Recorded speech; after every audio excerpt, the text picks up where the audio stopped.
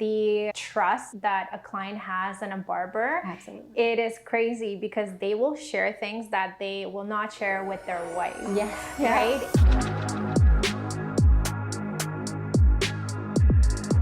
Hello, we are here today with Jessica. She is the co-owner of Eikonic Barber and Beauty Academy.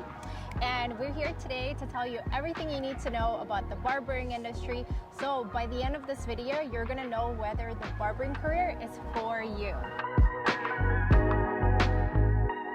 Hey, welcome to Eikonic Academy Barbering and Beauty. My name is Jessica. I'm one of the co-founders of the school, and I'm also the college dean. And I've got the pleasure of taking you on the tour of our beautiful academy today. Come on in.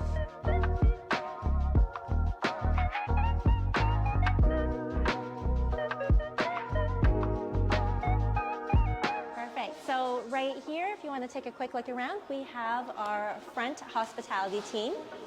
It's of course the reception area, and it's the place where our students have firsthand experience of experiencing what it's to be like to be at the heart of the business, at the front of the house, working on their customer service skills, greeting clients, and learning about time management by booking appointments for the other students during the day. Let's go a bit further in. So we're at the start of the school day right now.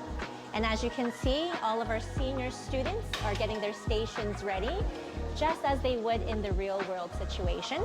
All of them have an assigned stations, and we can already see we have our first live client interaction happening with our senior educator, helping with their consultations on the floor. Our stations to this side of the school are stylist chairs. Students here at Eikonic Academy can choose between being a barber major, a stylist major, or a little bit of both, and they declare themselves as a double major barber stylist. So with stylist chairs, you'll know that they don't have a neck rest and they'll just go up and down. And they're great for cutting and learning coloring and chemical services such as perms or hair straightening.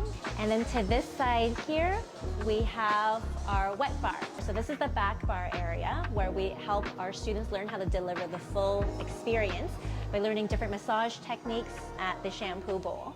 And then if you come in further, we have a few students here right now, and they're overseeing the school schedule and calendar for the day. So again, time management is a big portion of the students' learning experience. At the end of the day, as professionals, we are managing our time and making sure that everything works cohesively in a team-based environment. And next up, I'm going to give a wave to our dispensary barista today. So one of the other important heartbeats of the business is the dispensary. Here, students learn how to do chemical formulations.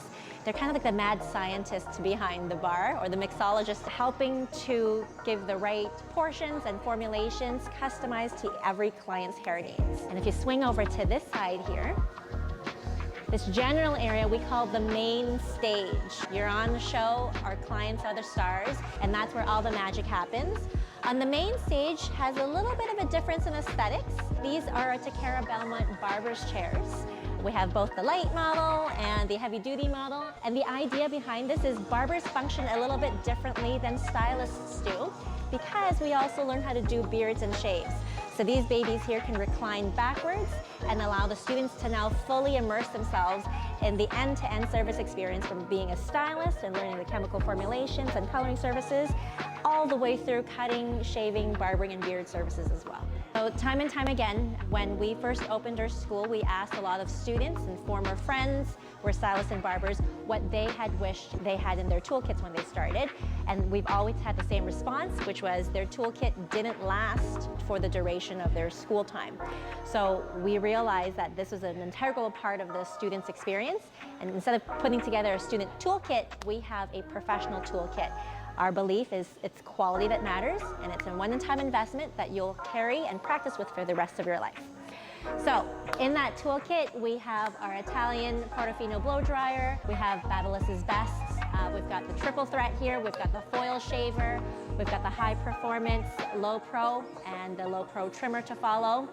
More than any other toolkit that's out there, we have over 6 mannequin heads of different lengths, textures, and densities that allows our students to fully experience what it would be like to work in a very multicultural environment.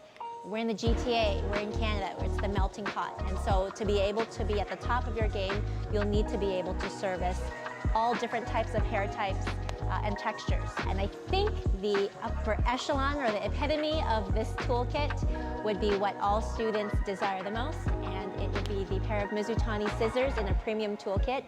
Mizutani is a century-old scissor manufacturer. They're all handcrafted from Japan, and originally their original scissor makers were samurai sword makers. We all know samurais and ninjas are a thing of the past. So they've converted that technology into the art of scissor making. So today, Mizutani is a global brand it's a choice of excellence for barbers and stylists around the world. And as a student at this school, we want our students to experience the mark of excellence the moment they begin their cutting journey.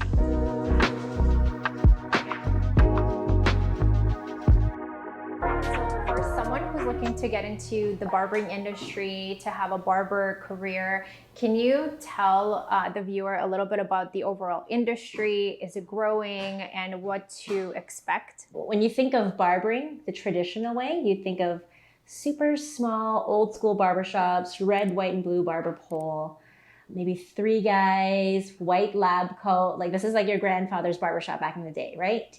Now, during that time period, I'm going to call it maybe the golden age of barbering in the 40s to the 60s. This is post-war. Guys were very clean-cut military top, right? But then the 60s came. And in the 60s, you got the Beatles, and fashion and trends changed. And then the 80s came. And then guys had long permed hair like Lionel Richie, right? And then the 90s came. You've got your Backstreet Boys and your NSYNCs, right? And so styles changed, and it started to veer completely away from the short clipper military style cuts. Guys were experimental, hair lengths became longer, right? So about 15, 20 years ago, there was a phenomenon that happened, and barbering kind of became a popular thing again. And that's because during that 80s, 90s, men weren't going to barbershops anymore. So if you ask somebody at that point, hey, where'd you get your hair done? They said barbershop. It actually was a negative thing. It's kind of like they were not in style. With that said, after I think maybe in around 2010, barbering kind of made a small introduction across the pond in Europe. And then guys started to go back to clipper cuts. And it was kind of a long lost art. And a man, if they took care of themselves at that point, people would be like, oh my God, you're a metrosexual. And there's all these negative connotations with it, right? And so if we learned anything about this trend where it was short, long, longer, going back to short, suddenly fades became popular, using clippers became popular, lining up, hair tattoos and designs were a thing. They weren't before. It was a new technology because back in the day, there was no motorized tools. And so barbers began experimenting with a new style of art. And then so if you're looking forward today, if we're talking about how hairstyles and trends are going to be changing, then I would say that now guys are rediscovering scissors as barbers again because they've been fading for so long. And as artists, you want a different tool, a different paintbrush to sculpt with. And this is a different medium.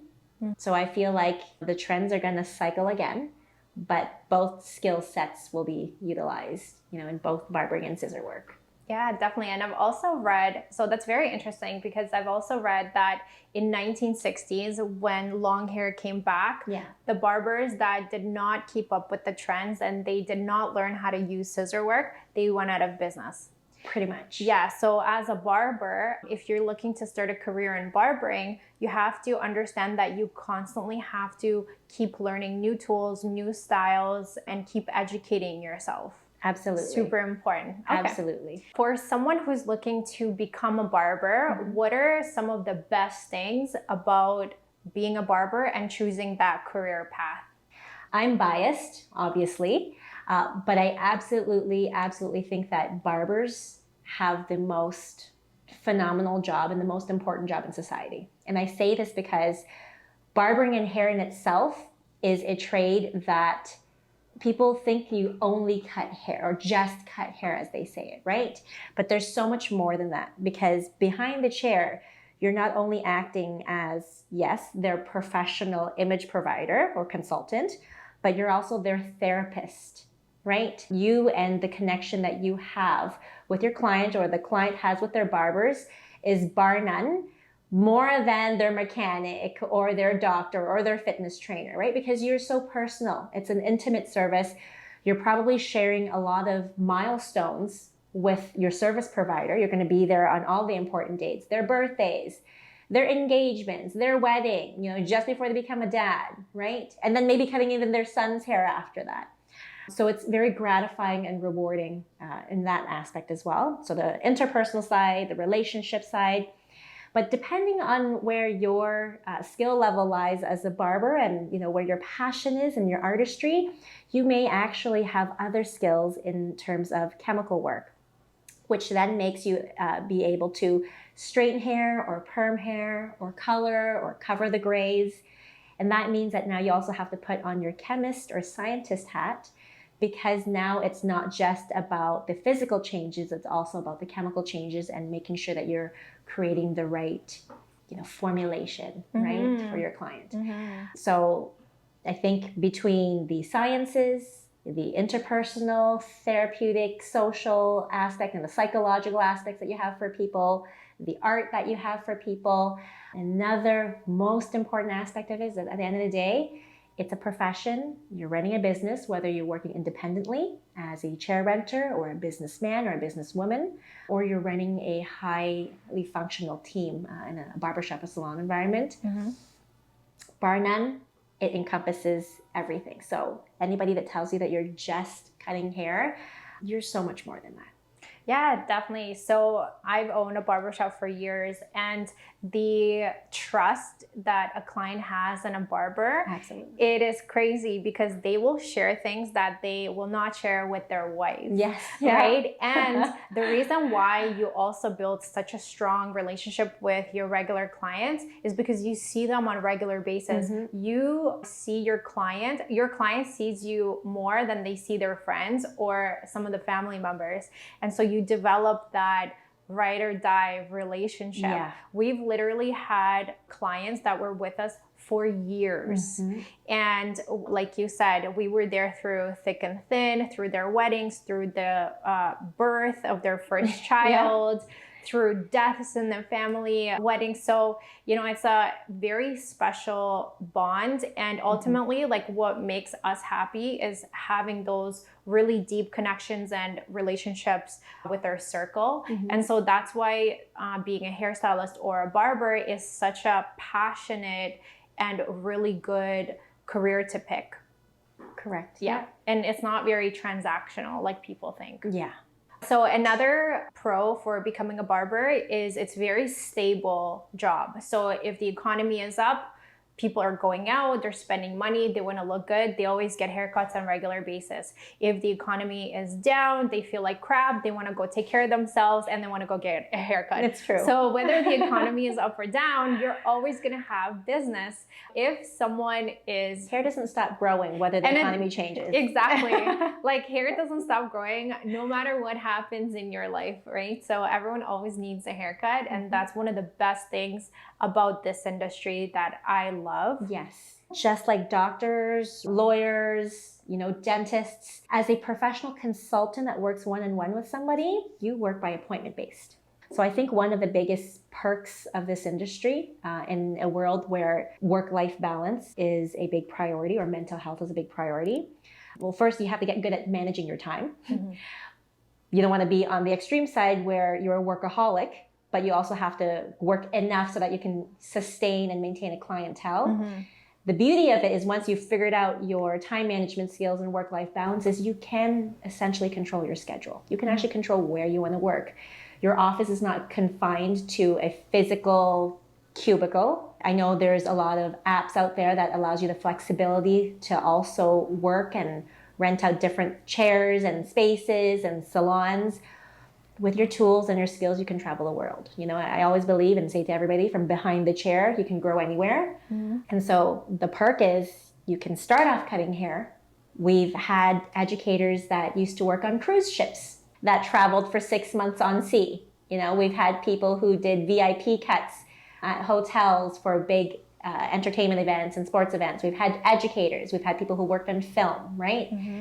So, you know, a lot of people just think that barbering is just confined to a singular relationship, but it definitely opens doors depending on where your passion lies. Yeah, that's also one of the biggest pros is that number one, you get to control your income. Unlike a job where you have to get paid a certain amount per hour, you can't go over 40 hours or you can't go under. As a barber, the flexibility that comes with your career is that alone will do it for me. Because, for example, there were certain areas in our life where my husband Francis, where we just needed more money, and he's just like, okay, I'll just open up one more day in my schedule, boom, done. Right? Like, what other industry do you know where you have that flexibility to make immediate money or just close off your schedule and go on vacation? Pretty much. There's no ceiling. There's no ceiling. So one of the best things about that is the flexibility and your control over how much money you make. There's barbers, for example, for beginners, you can make hourly, and then as you get better at your craft, you build clients, you can move on to just doing chair rentals, and that's where you get the highest amount of money. And also you get to control your prices, right? So let's say you go take a course, you elevate your skills, now you should increase your prices. And so having that flexibility over your finances is so great. And like you said too, the creative aspect, a lot of barbers are very creative people. They love creating art. Hair for them is art. So it's definitely a creative outlet. All right, so now that we understand all the benefits of picking barbering as your career, what are some of the cons? Oh, this is a tough one. The industry is an exciting industry, right? It's a fun job. It's very sociable, but I think too much of anything can be a negative. And so with that being said, the social aspect, at times, if you overwork yourselves, I think that everybody has an emotional well that they have. And, you know, for the people who choose this industry, yes, the money is great, undeniable. The perks of being connected to everyone and, you know, all of their connections is amazing, because you become very knowledgeable and you have a source for everything. Actually, sorry, yeah, that's one of the best parts about barbering is like the connections that you make. There's no tier or ceiling to the type of client that sits down in your chair. We literally cut like crazy people, you know, like and then you hear their celebrities. Stories, right? Yeah, and then when else can you get a chance to sit down with someone so important and have that one-on-one conversation, or even get their advice while they're in their chair? Absolutely. So one of the things that Francis does now is he only cuts VIP clients, which is like CEOs and just really private appointments type of people. And the knowledge that he gets is absolutely insane. And on top of that, he has that one-on-one where he can ask any advice and he'll get the best quality advice that other people pay thousands of dollars for. So the connections alone is just insane. I know. Yeah. See, we're seeing more benefits than you can see negatives about it. But I think that just, you know, until you can get to the level that Francis is, where he can now kind of curate the relationships he wants to maintain, I think as people who service another individual, you're so invested into the relationship that will be built with people. And at the end of the day, it might drain you and, you know, it becomes taxing. And depending on how deep that relationship is, you got to learn how to separate the conversations and the relationships from work, and then have downtime for yourself. Because if you're going all the time, then you haven't given yourself time to recharge, or then people from your own family might suffer, be it if you at your point where you have kids or your wife, and then sometimes you come home and you're like, because you've been talking for 8 hours I don't want to talk to anybody. Yeah, you come home and then you literally turn off the car and the music and your jam is going on. It's just like you want complete silence. Yeah.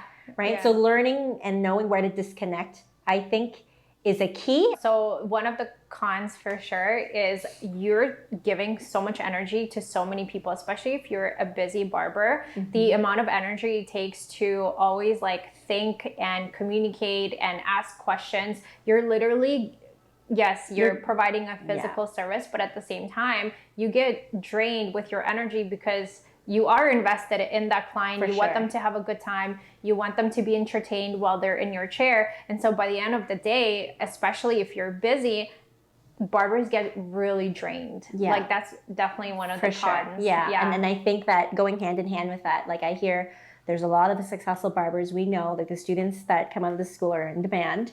And so they're telling me like, hey, Jess, you know, I'm cutting 16 heads a day. I'm like, well, it's great, but what are you doing cutting 16 heads a day? And so at the beginning of it, you get a lot of drive, but then know that when you have an imbalance, now they're skipping on their lunch breaks. They're not, they're like chugging Red Bull and energy drinks and like having their 5th cup of coffee by 12 o'clock, right? Yeah, just get extra large. Just get extra large. So I think that too much of a good thing might become a bad thing. Yeah, definitely. And so you'll see sometimes on YouTube or social media, these barbers are like, oh, you can make $12,000 a month cutting 16 heads and stuff. And it's like, well, think about how much energy physically and mentally it is to deal with 16 people. And not just for one day. It's consistently every single day, 5-6 times a week. It's draining, and a lot of barbers don't talk about that. And so is it realistic to cut 16 heads a day? Definitely not. And so you have to really learn like what's your happy medium where you come home and you still have enough energy to give what your family deserves. Absolutely. A lot of times barbers will come home and it's like, oh, I'm so tired, like I want to sleep, whatever. And then it's like, you know, they have their kids, their wife. They actually don't deserve that version of you, right? And so it's up to you to give up a little bit of the pay in order to make sure that you come home with enough energy to also provide for your family in that way. Yeah, absolutely. Yeah. By the time that you are cutting 16 heads a day, there's 2 things that are certain. A, you're probably ready for a price increase, because then if you want to do quality work, you can do a little bit less, but you still make the same amount of money. Very good point. Yeah. Right? And then the other aspect to that is that if you're doing and banging out 16 or more heads a day, over time, the thrill of the art that you have from it, it becomes mundane. Yeah. You know, it's not as exciting anymore because it's the same thing over again. So you as an artist begin to suffer and that creative juice dies, right? Yeah. So what's another con? Oh, no. So we're trying to paint like a realistic picture for someone. Yeah. So what's another con?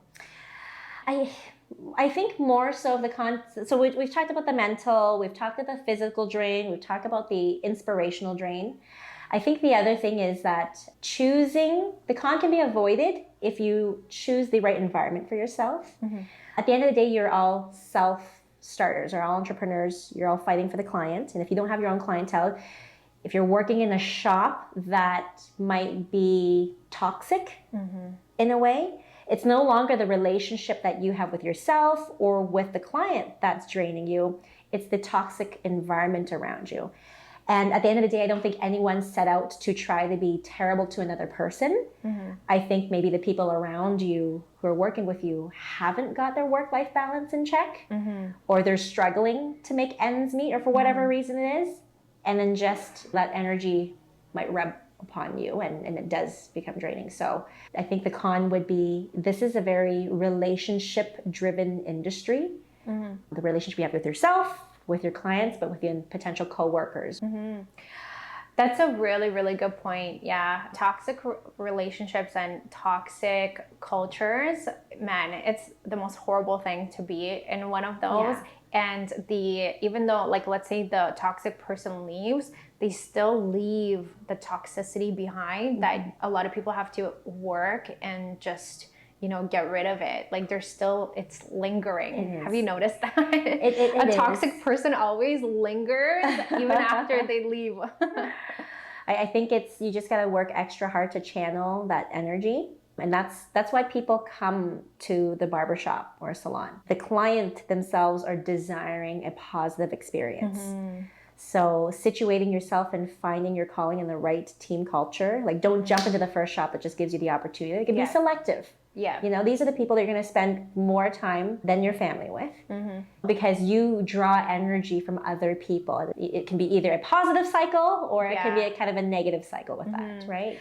Also, one of the cons, but it's not just for barbering, it's across almost every single industry. When you're starting out, you're gonna take a while to not only get better with your skills, but to build clients. And so one of the cons is getting your skill level up enough for clients to come back. So just be aware that it will take you at least a year to build those two things, which is skills and clients. It's not gonna come like this. And another con is if you're trying to get into the barbering career, but you have something physically wrong, like for example, if you ever broke your foot or you have knee problems or shoulder problems or back problems, barbering industry is not for you. Because so we've had a couple of barbers that we hired and they had a back problem and I believe like a shoulder problem, and over time, because physically it is taxing on your body, they had to quit the barbering industry. So just like a heads up, that's one of the cons. Yeah. Okay, so I have one more con. Oh no! But this is a positive episode. Okay, so it's positive and negative. Okay. So, but it's actually both, right? Okay. Depends how you look at it. So during the holidays, barbers make the most amount of money. New Year's, Christmas. So that's the time where they can literally double their money, double their income, and double their clients going forward. However, the downside to it is you have to work holidays, right? But that just comes with the industry. It's true. It's true. Yeah, but for us, whenever we were open during the holidays, that's when we got the most amount of new clients that kept coming back after. And so I think that it's worth it. Absolutely. Having hired many barbers myself, there are certain tells whether a barber is going to be successful or if they're going to fail and move on to another industry. So what are some of the traits successful barbers have? This is a good one. There's an illusion of that, hey, you do amazing cut and the whole world arrives at your doorstep, and then you are living in heaven and the skies open up and you're super successful and joy rains down on you, right? It does happen, but a lot of times people don't show the struggle or the time that they put in behind the chair to really cultivate the relationships. Remember, like from the beginning of this conversation, this profession is very driven by social relationships and your dependability to service the clientele, right? You mentioned before you made a lot of clients during the holidays. It's probably because the barbers servicing those clients previously weren't able to upkeep or stay there to service them during their time of need. So with that being said, I think that a successful trait boils down to, are you willing to work the early hours before they get to work? Are you willing to stay the late hours, you know, when everyone's packed up and ready to go home? Like, you're in the service industry, so realize that, yeah, you're gonna be cutting hair after the service people finish working in the industry, right? Your bartenders, your restaurateurs, right? People who work in offices, weekends, holidays, because they need to look good. So there's going to be sacrifices that you're going to have to make until you get to that work-life stability. Other traits is being open to new trends and concepts and ideas. So, you know, we've mentioned before that the downfall of barbers, let's call it after, you know, between the 80s and 2000s. The downfall of barbers during that time was because during that time, hairdressers came up with hair coloring and chemical services like such as perms. Barbers refused to learn these new things, like specifically for Canada. That time frame, barbers were asked to upgrade their skills and they said, no, I refuse to do that. I'm gonna shave with the same razor and the salt block on everyone's face. And then there was a huge health scare. And so because they refused to adapt to new trends, people stopped going to them. They went elsewhere. It's now resurging because it's the cool thing, and, you know, nostalgia comes into play. And there's much better methods and tools to service people, which is great. But if we keep in that same mentality that you're not trying to learn the new scissors technique or how to use this new tool, or maybe even give your clients, you know, gray blending, because your clients will age at some point. They want to look young again. Do they really want to go to a salon to do this service, get a cut from you and go somewhere else? Because so many times we hear that barbers go to one shop for a fade, go to another place to get the top cut. Yeah. Because my barber doesn't know how to use scissors. Yeah. Right? And the amount of people that take barbering classes are hairdressers because they're seeing an influx of guys coming in and they need to upgrade their skills. So I think a trait for success boils down to it is be open to education. You're a lifelong learner in this. It will just elevate your skill. It will make you more versatile. It will make you adapt to the changing trends, and you can charge more. You know, we had a barbershop at one point. We were able to design a very unique menu, and guys came in for their fade. They came in for their shave and beard, but we also did coloring services. Instead of having an average ticket where the guy comes in for 50 bucks, you'd come out with 250 bucks every few weeks because they got to get their beard color touched up or their hair color, their grays touched up. One client, larger ticket price versus 4 clients to achieve the same at the end of the day, right? So traits for success boils down to being open to learning new skills, keep yourself updated, keep the education going, put in the time, right? Yeah, I 100% agree with you. So we've literally brought in so many different barbers, and some of the traits, I completely agree with you. The ones that usually get out of the industry or they don't do well are the same ones that come in, they have no clients, and instead of posting on social media, trying to get themselves busy, they go in the back room and then they just go on their phone.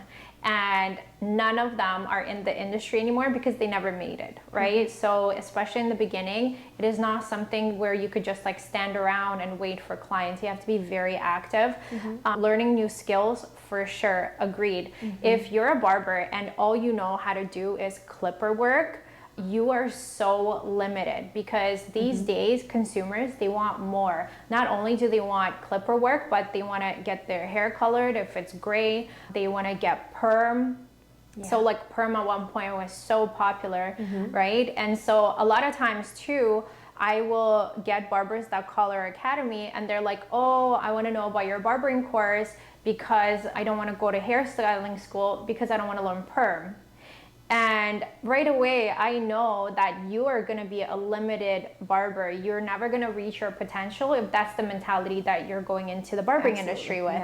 Yeah. And so I 100% agree with you. Like those are the traits of a successful barber. Absolutely. What other traits make a barber not successful? You can be a master at your craft, but if you cannot connect with people on an interpersonal or let's call it professional level. Like you don't have to be a great spokesperson, you know, because you can be an introverted barber and eventually curate a clientele that's more low key and just likes to relax and not chit chat all the time. But I think you as a person and how you carry yourself and your ethics and your professionalism is a determinant of how successful you'll be and how you cultivate and manage the relationships, whether you're working for yourself or working for someone. Be mindful of your conversations with clients. When you're a barber, you're kind of on stage. Like that's why we call the front end of the salon there the main stage. Because through every mirror, the client sitting in the chair, whether or not they're serviced by you today, you're being watched. Your demeanor, your posture, whether or not you're cleaning your tools properly is being scrutinized or speculated, because you're touching someone on a very personal and hygienic level. Be mindful of your professional dress. Be mindful of the words that come out. Being mindful of what conversations to have and not to have, and sometimes just retaining that for your own thoughts. You know? Yeah, so obviously I 100% agree. So I had 2 types of quiet barbers. One of them was very successful and the other one no longer in the industry. And what is the difference? So you don't have to be an extrovert and always talking. However, it's your communication and your vibe. So we have this one barber and he was so successful because 1, he was talented, and 2, he was quiet. He was a great listener. He would just ask like 1 or 2 questions and the people would just open up, and his vibe was just like listening, being there. And then the second barber that did not work out, I had the most complaints I've probably ever had on any barber I've ever hired. And that's because their demeanor was awkward, because this career is so heavily dependent on your communication. So this one barber, he would cut someone's hair. He wasn't bad, he wasn't excellent, but he was so awkward that literally nobody came back. You know, I think you're right. Now, I don't think it's the end of the world for somebody who identifies as being awkward, you know, or introverted, let's call it that. I think it's just because they haven't had enough practice in social situations. So and then by the way, that barber was with us for 9 months. Okay. And then by the end of it, like, we lost so many clients and he quit, and then we got blamed, right, even though we taught him everything we possibly could, and just that communication piece was just not there. Every client felt so awkward being in their chair. Yes. But practicing, for those that you're trying, hopefully you don't give up because you're afraid, because I think it's at the beginning. May I ask, was he a newer barber? He was a newer barber, and that's why we gave him so long to adapt. We literally trained him for 9 months, right? And it was like nothing changed over the 9 months. And so again, I might contradict a little bit here. Yeah, go for it. But I've had the experience from both sides, you know, having our own shop, training people. In the dynamic of when you have to train somebody or they have to perform on the job, because it's dependent on it, it's a heightened level of stress because they're actually in work. This is, I feel, where education comes into play. Mm-hmm. Because in education, you have the safety net of peers, clients, but the clients already know that you're in an educational facility. Mm-hmm. So you get to practice on these skills for development. Mm-hmm. Just like earlier this morning when you actually came in, mm-hmm, part of our morning routine and huddle, or a school gets together, is we actually role play. Really weird situations, like what if a client has lice on their head? Like, how are you going to respond or react, or what do you need to do without making them feel terrible, mm-hmm, but at the same time protecting yourself and everything else is going on. I believe everything can be overcome with training, mm-hmm, with the right environment. Not that work is not the right environment, because work is when you actually have to perform. Yeah. Right? Yeah, there's no training. There's no training. The training for work is more so of the client interaction, mm-hmm, but you haven't maybe been able to develop your own personal identity and character yet. Mm-hmm. And I think this is why, for some, starting in a learning environment or school where it's safe to do that, mm-hmm, will help people, because we've seen huge transformations in our students, mm-hmm, when they come in. Like, some of us were like, do they even speak? You know, like, it's okay. We can all be here to help. And then by the end of it, they were giving like full on, so we do public speaking presentations and things like that, so that you can actually work on that social side of the techniques as well. So one of the things that I've noticed when I had my barbershops was, mm-hmm, the amount of people that came that were in their 30s and they were looking for a career change. Mm-hmm. Can you tell me a little bit about how being in your 30s, getting to this career, how is that different than someone being in their 20s or straight out of high school? I've experienced the same. We have a lot of inquiries coming in. And for me, I'm the kind of person who wants to identify the root cause first, mm-hmm, or the source of why things are the way they are. That's just kind of how I am, right? Being in your 30s and trying to explore the career, there's nothing wrong with it. And that's probably because you overlooked or you were passed by that opportunity, because maybe at some point in your life, somebody thought that barbering and hairdressing was not good enough for you.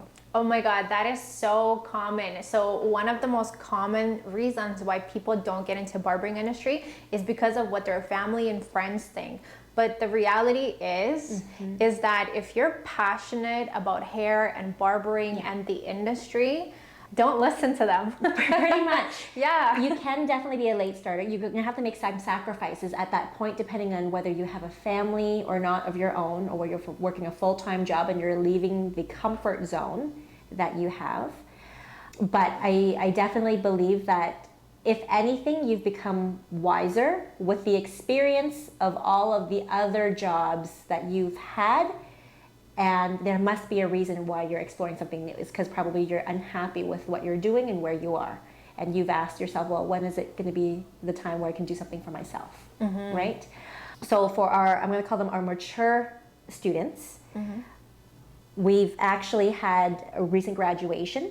And both graduations, our mature students were our top achieving students at the school. So we have what we call quotas or boxes at the school, mm-hmm, and we challenge our students to do over 230 mission challenges, live cuts, before we actually award them with a diploma. Our mature students, or over 30 students, time and time again have duplicated that number. So done over 400 cuts because they're hungry. They know that more is on the line.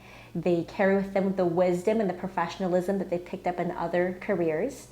Advice I would give is that you do need to figure out your financial situation, because if you've been living until the point you're 30 and self-sustaining, taking a step back and going to school is going to tap into your finances momentarily. Especially if you have like a mortgage or big payments, that's one of the biggest challenges that you will have to figure out. For sure, for sure.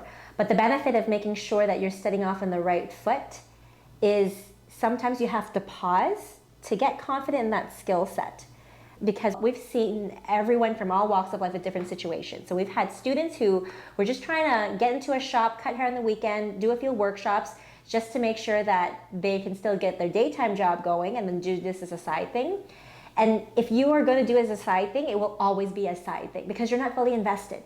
You know, the success that you'll see takes a little bit longer to fully realize versus the students or the people that come in and be like, okay, you know what, I've figured out my life. My kids are going to go to daycare. During the first 5 months of school, for an example, Eikonic, it's part-time. You're only actually here at school for 3 days. So people can still maintain a full-time job or a part-time schedule.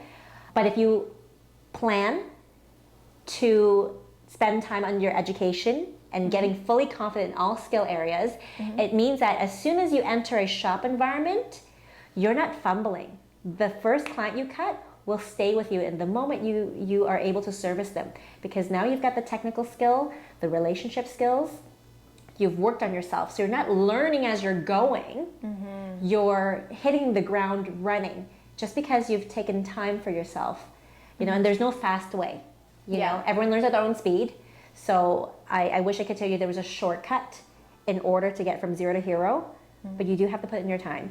Definitely, yeah. So again, 100% agree with you. Every single time that we took in a new barber that's changing careers from whatever before, and they're in their 30s, they already come with such a great foundation for building relationships, communications, that literally almost every single one of them advanced way faster than someone younger. Younger people in general, they need more time to learn how to communicate, how to talk, how to listen, how to just build relationships with all ages. Whereas someone that came into our barbershop in their 30s, they already knew how to build relationships. They knew how to learn how to communicate the best they can. And so generally speaking, if you're in your 30s, you're actually at a huge advantage. Yeah, it is. Age is not a concern. It's whether you're willing to put in the work, build the relationships, and be committed to learning.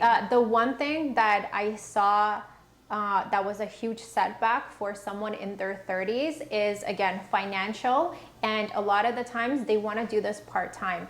Just know that when you're trying to do anything part-time, you are avoiding exponential growth, which means if you put in full-time instead of part-time, you're going to grow 5 times faster. Absolutely. Right? Not twice as fast.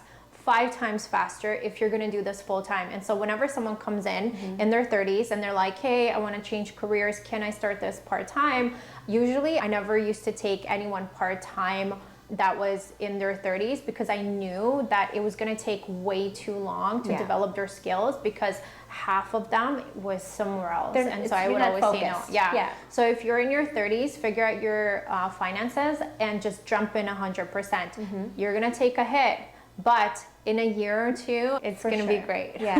And you know, just in this climate right now that we're in, for the adult learners, if work, whatever your mainstream job was, has shifted and you've now become unemployed or out of work, our government actually has phenomenal programs for grants and things like that that helps people who are a little bit older go to school completely free sometimes, right? No way. So, you know, this is definitely something that, you know, through different grant programs and recovery programs, something to look into, or at least a scholarship or subsidy. Maybe not for free all the time.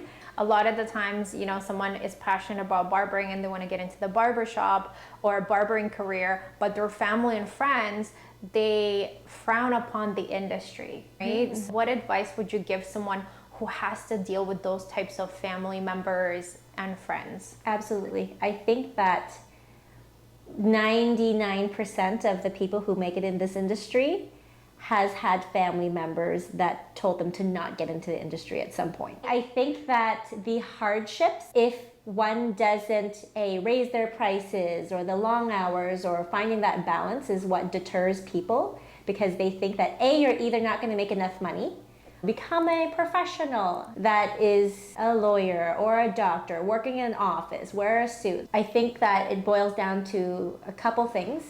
First, the family member that's advising you to go against, they're truly just, they're caring and they're trying to look out for you of what they know best. So taking that with a grain of salt, but then also trying to show them examples of people that you know have made it, and of the career opportunities and the potentials.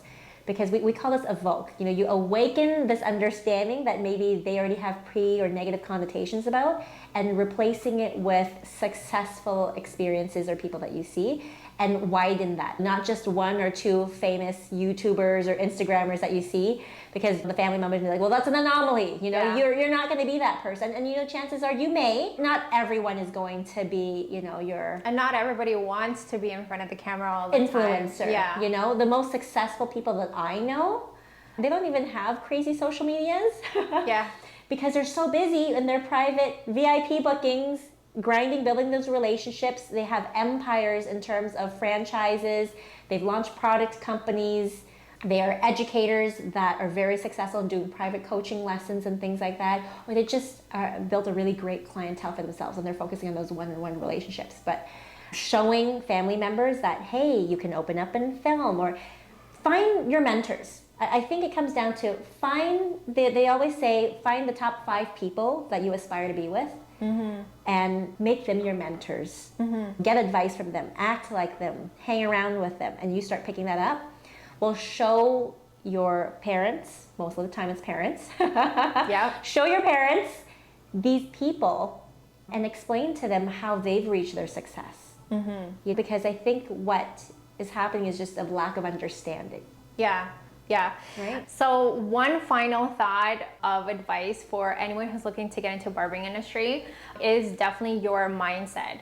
So Jessica, so you have been a mentor to me for so long. Oh my gosh, mentor. And yeah, well, mostly friend, right? But whenever I needed advice, because you had a barbershop way before I started mine, you had a lot more experience. And so me being new, I don't even remember how we met, but you helped me. Like whenever I needed advice or I was stuck in somewhere, I felt like you were always the person that I wanted to call, because you gave me such amazing advice. And so I've always like admired, respected you, looked up to you. You know, you guys created a full school. And so a mindset that you have, which is why you're so successful, is you have an abundance mindset, which means you were never greedy with your advice. You were never greedy with your staff members. I remember you guys did so many amazing things for your barbershop, and that was an inspiration to me to create an amazing culture as well. And so what happens is when you get into any industry, but especially barbering, you have to have like an abundance and giving mindset in order to achieve more than an average person, right? And there's a reason why, like, we both have academies, but we don't look at each other as like competition, even though we're in the same area. So many times we get calls for barbers that want to be students for over a year, and so we send them to Jessica, right? Like we send them to Eikonic. It's collaboration. So have a mindset of growing, collaborating. Stop looking at everything and everyone as your competition. It's such a like poor mentality to have in any industry, right? And so the more you collaborate, the more you grow, the more opportunities you have. So any final advice that you have for the viewer? Well, thank you. It's all true. I love you guys. I love you too. Okay. I think you captured it amazing. From whether you want to go all the way and do an academy or not, there's enough people in the world and enough hair to cut twice over that you should collaborate. Working together, I think it's an important thing. Like we always believe that You know, we don't intentionally, hey, I'm gonna give something because I'm hoping to get something back. I just feel that we were fortunate enough that we had mentors that when in our darkest times or the times that we needed the most inspiration, we reached out for. And it's kind of our way of paying it forward, because if we can lessen the time that a fellow barber or entrepreneur takes to get to their highest level of operating, it just means that we as a collective industry gets to grow faster. And then maybe all the parents will get wind of this, and then they'll start realizing that, hey, you know, the whole industry is moving together in a positive direction. Barbers and hairdressers are well respected. We can all charge more rather than just try to undercut each other for $2 or whatever it is, or poach from another shop and things like that. Like, if we all strategically work together, isn't this the way that throughout humanity people thrive, because they worked in tribes and then a fellow man helps a fellow man out, kind of thing? So my final advice, between mental health, taking care of yourself, taking time, this is an amazing, amazing industry. It's definitely relationship driven, and how you carry yourself, it's going to be tough. Mental endurance is a huge thing.